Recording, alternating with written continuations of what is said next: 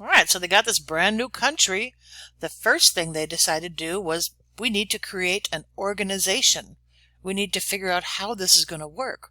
Right now there's a whole bunch of people and there's some states, but we need to figure out how are we going to work together. So they wrote something called the Articles of Confederation. It was like an agreement saying, okay, we'll all be together on this. But it didn't really work. In it, the states had all the power and the money, so there was no federal government. There was nothing tying them together.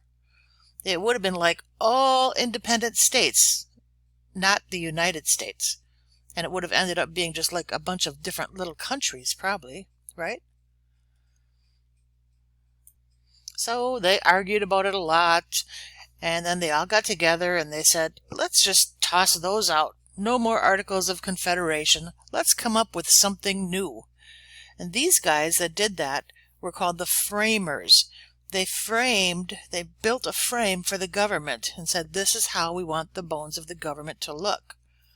And they called this frame the Constitution.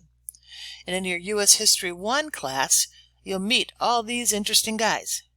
There were no women. Yep, that's the way it was. So what did the framers want the Constitution to do? Well, they said they're going to work on 6 principles when they wrote the Constitution, and then they organized these 6 principles into 7 articles, and then later they included amendments, but we'll talk about that more later.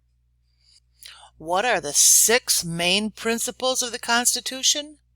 The first one is popular, I hate this word, sovereignty.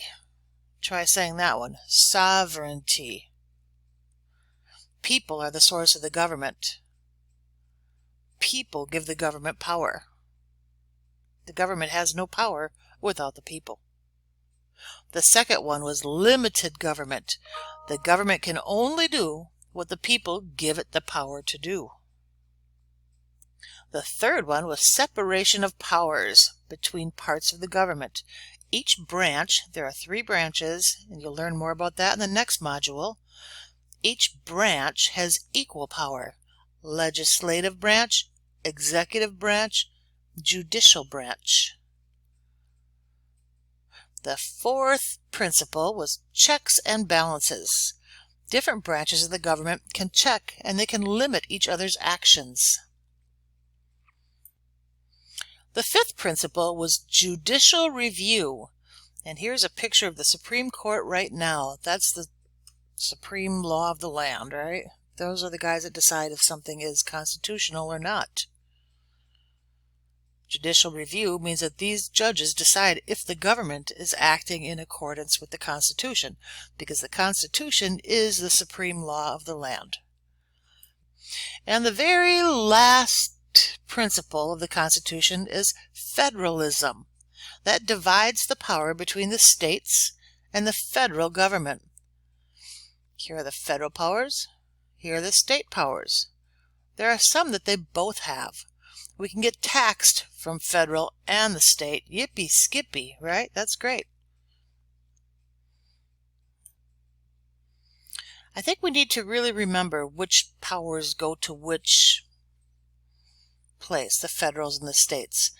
The next little exercise we do, we'll be talking about this, okay?